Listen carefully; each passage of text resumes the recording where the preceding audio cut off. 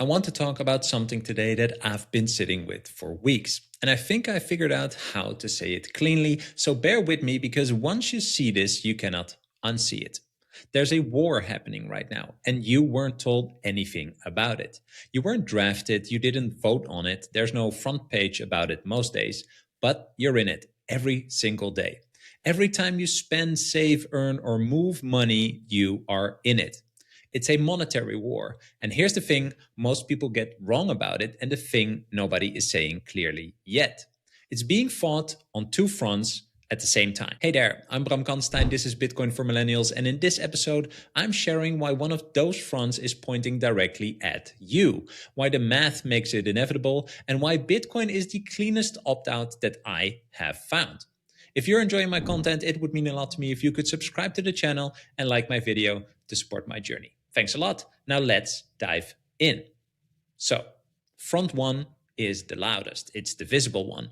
It's nation against nation. And you've seen the headlines, right? Russia's central bank reserves got frozen in February 2022. Roughly $280 billion worth gone overnight. And the dollar is weaponized. The BRICS expansion, new members are joining there every day. Central banks are buying gold at the fastest pace in modern history, over 1,000 tons a year for 3 straight years. The Polish central bank governor literally saying they are buying gold for national security reasons, and China repatriating gold from London. Enbridge, the alternative settlement system, already processed $55 billion in non-dollar transactions by late 2025. That is front one. It's geopolitical theater.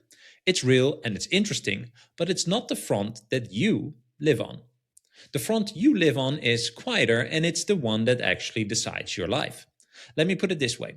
It's the front that is pointed at you. I want to walk you through it very concretely because if I just tell you the abstract version, you'll nod and keep scrolling, so let me actually show you. In February 2022 in Canada, the government invoked the Emergencies Act, tells its banks to freeze the accounts of people who donated to a protest. The banks comply. No court order, no written instruction in many cases, no due process, just a list and a freeze. Now, 2 years later, the federal court ruled the entire thing unconstitutional, but by then the precedent was set. The Cato Institute put it precisely. They wrote, governments can pressure and control the financial system with existing tools. Existing tools. So no future tools, not theoretical tools, tools that they already have and are operational. Now let's move to the UK and talk about what's happening with Nigel Farage. Whatever you think of him politically doesn't really matter for this. NatWest's private bank, Coutts, closed his accounts.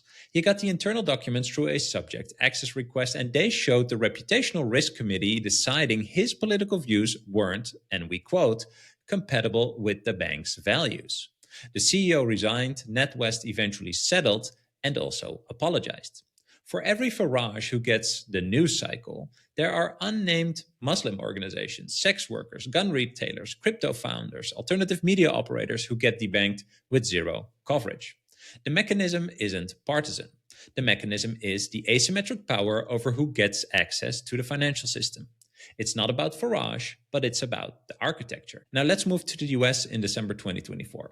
Internal FDIC documents released to Coinbase through a FOIA request show that Operation Chokepoint 2.0, the coordinated regulatory pressure to debank an entire legal industry, is confirmed in writing.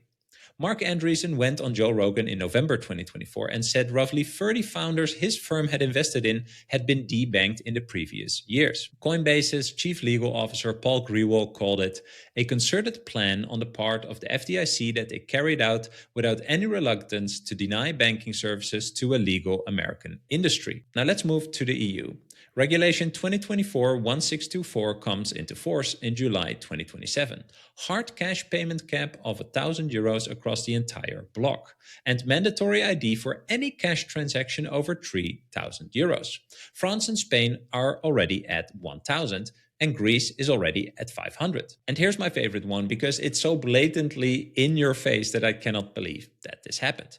The president of the European Central Bank, Christine Lagarde, got pranked on the phone in March 2023 by 2 Russian comedians pretending to be Zelensky.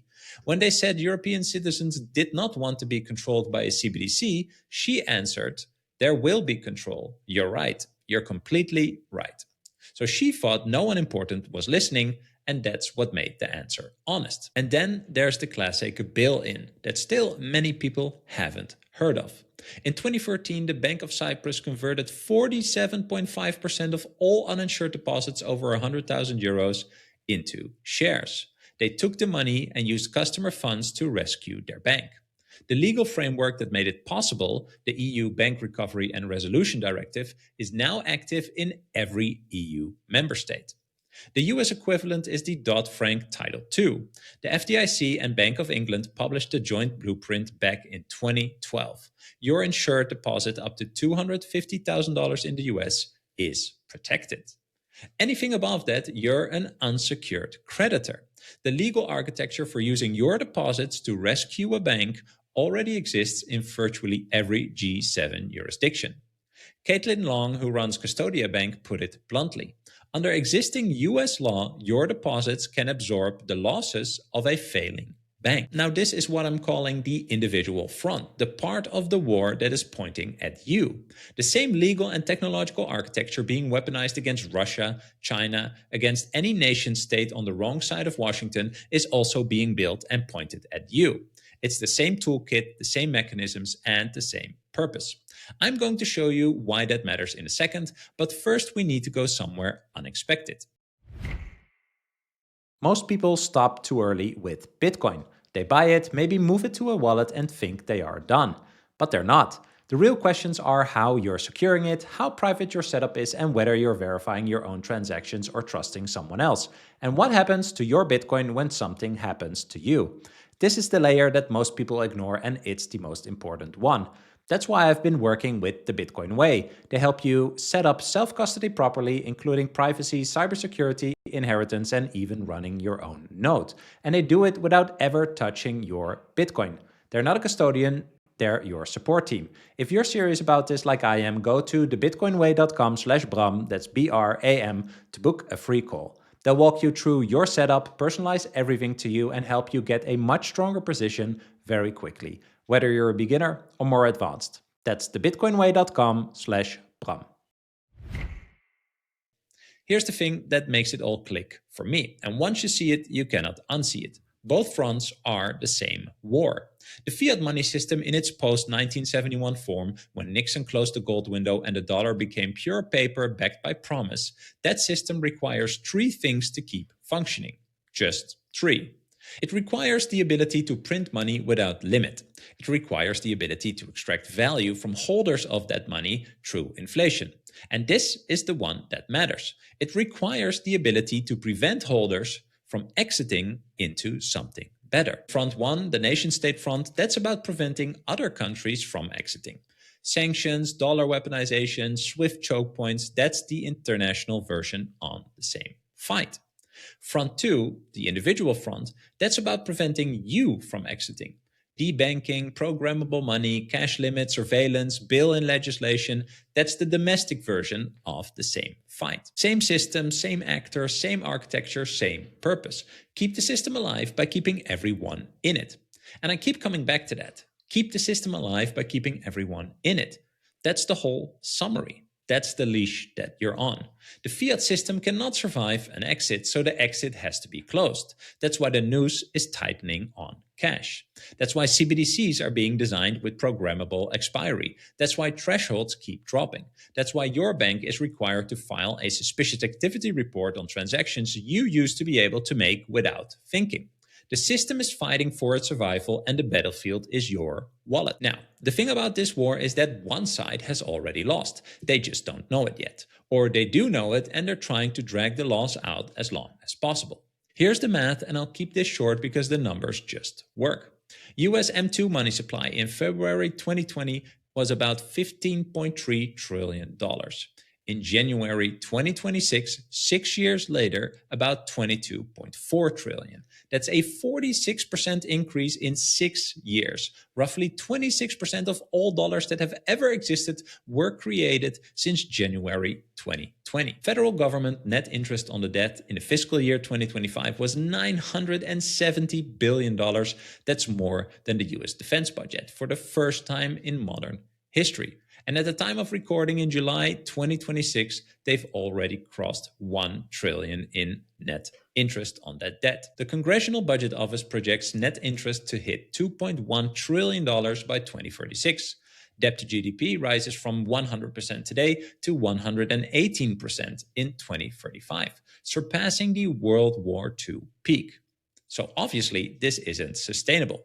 The arithmetic doesn't care about your politics. Lynn Alden calls it fiscal dominance, this regime where raising interest rates to fight inflation actually makes the deficit worse, because new debt is rolled over at higher rates and existing debt is serviced at higher rates. So the central bank's main inflation fighting tool becomes inflationary in net effect. And Lynn calls this nothing stops this train.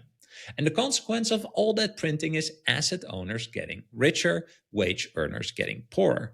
The fake stability of the CPI hides the real story. The bug was in the money and not in you. And once you really get that, you stop blaming yourself and you start asking different questions. Okay, so if you accept the war is real and you're already in it, the question becomes very practical. What do? You need money that the state cannot debase, money it can't debank you from.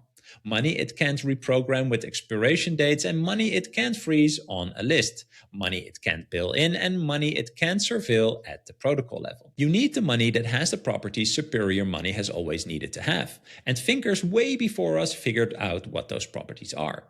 Aristotle wrote about it. Karl Menger in the 1800s wrote about salability. Mises, Hayek, Safety Nomus updated the framework for the digital age. The list of properties money should have isn't controversial. It is actually very old. So here's the list. Money should be digital, portable, decentralized, global, neutral, scarce, anti-fragile, immutable, verifiable, transparent, and connected with energy. Now run any monetary good through it. Gold passes most, but it fails on digital. It fails on portable at scale. It fails on verifiability at scale, which is exactly why central banks have to physically repatriate it from London and New York, and gold's location itself is a vulnerability. That's why the Czechs are building a 100-ton reserve target by 2028.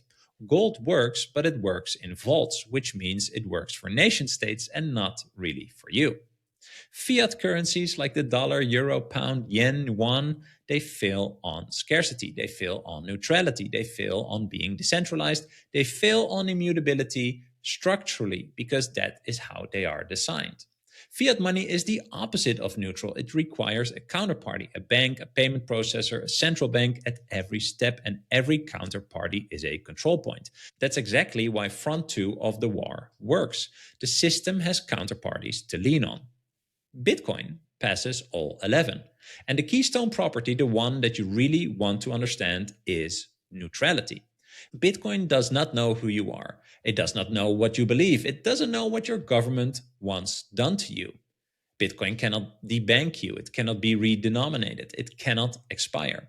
It cannot be programmed to refuse your transaction at the protocol layer. It's the first monetary good in human history that passes the neutrality test. The proof of work mechanism that part critics call wasteful is exactly what makes it neutral. The energy spent to mine each block is what makes the block expensive to fake and impossible to reverse. It's a thermodynamic firewall. You cannot print Bitcoin, you cannot lobby for more Bitcoin, you cannot sanction Bitcoin, you can only mine it by spending real energy in the real world. And that energy spent is what makes Bitcoin real. Every Bitcoiner hits this moment. You need cash, maybe for a house deposit, an emergency, or a tax bill, and you're staring at your stack thinking, do I really want to sell this? Here's the thing, you don't have to. You can borrow against your Bitcoin instead, so there's also no taxable event and your stack can keep on stacking. This is where Firefish comes in, a peer-to-peer marketplace for Bitcoin-backed loans. And Firefish is not a lender. They built a protocol that makes this all possible, which is exactly why they never, ever have to touch your Bitcoin. During your loan, your Bitcoin sits in an on-chain multisig secured by open source code.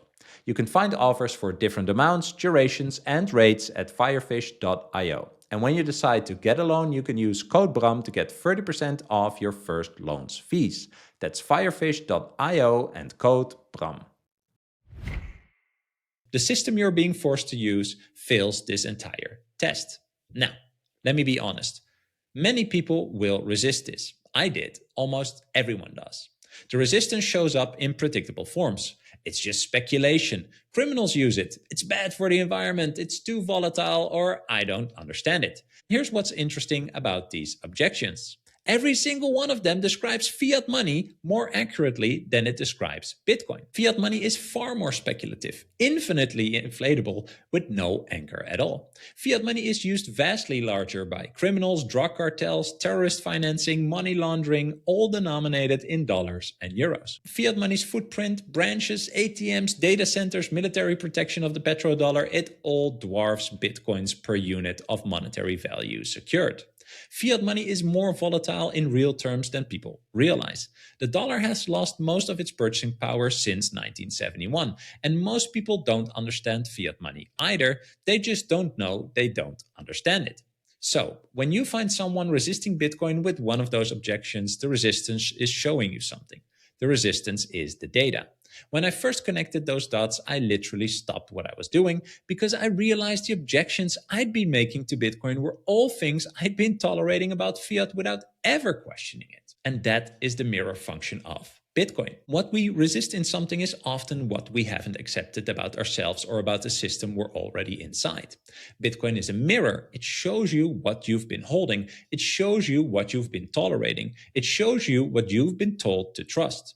And many people feel something has been off for years. The vague unease, the way the news feels engineered, the way you scroll without remembering what you saw. That is a huge signal. The fiat system runs on the assumption that you won't look directly at it. The moment that you do, it cannot survive your gaze. And here's the part that's hard to talk about without sounding mystical, but it's the most practical thing that I can tell you. When you actually understand Bitcoin, not as an asset, but as a monetary technology, you finally understand fiat money.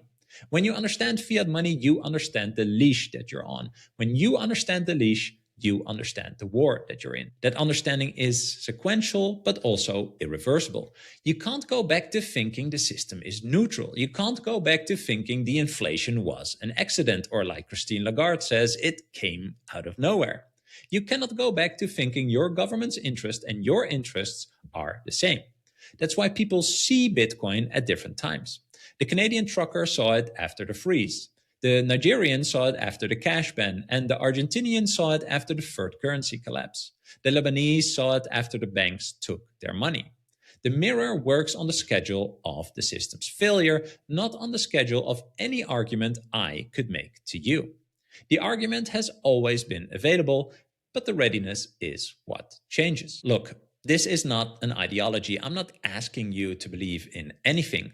I'm asking you to look at the system you're already in and decide whether you want to remain a passive participant in it. Because the opt-out exists, and it's peaceful, it's individual. It doesn't require organizing anyone else. It doesn't require an election. It doesn't require permission. You can sell your fiat money for Bitcoin, you self-custody it, and you wait. That is the entire move. I call this the rational exit because it's not a political act. It's not an ideological act. It's just the rational individual response to the math, the leash, and the property test. You don't need to convince your family. You don't need to wait for institutions. You don't need to time the market. You don't need to understand the cryptography. You just need to recognize that the math is what it is. The leash is what it is. And the property test is what it is. So it's up to you if you act accordingly. The defensible historical record on monetary transitions, technology adoption, political mobilization, all of it suggests a determined minority somewhere between 3 and 16% of a population is enough to make a new monetary good permanent in expectations. We don't need a majority, we need enough people who see it and make it self-sustaining. And adoption is already compounding. River Financial's 2025 Bitcoin adoption report put it as well as anyone has. There is no bear market in Bitcoin adoption. 23 nation-states now hold it. Institutions accumulated 829,000 Bitcoin in 2025, and the Lightning Network grew 300%. You don't need to predict the timeline, you just need to be on the right side when the phase shifts. Now here's the cold part. The market doesn't care about your reasons. It doesn't care that you were busy. It doesn't care that you didn't have time to do the research. It doesn't care that you trusted the system to protect you. It doesn't care that your financial advisor told you it was risky, and it doesn't care that your friends laughed at you. It only records when you arrived. You will get the price that you deserve, which is the price the market sets at the moment that you finally see what's been shown to you for over 15 years. And that price compounds against you every day that you do not decide. So, this isn't a pitch. There's nothing to sell you. I don't really care if you buy Bitcoin. The protocol doesn't care if you adopt it. Bitcoin does not need you. You need Bitcoin or you don't, and the answer is right in front of you. It's in your inbox, in your account, or in your wallet, in the headline that you scrolled past in the morning about another bank freezing accounts somewhere. The war is on. You are already in it. The exit is open. Now what is the price that you are willing to pay? Study Bitcoin. I hope you enjoyed this episode. If you did, you can click here to find more just like it, and click here to find all Bitcoin for Millennials podcast episodes. Also, if you want to help me shine a light on the message of Bitcoin, please like this video and subscribe to stay connected. I hope to see you for our next episode. Bye.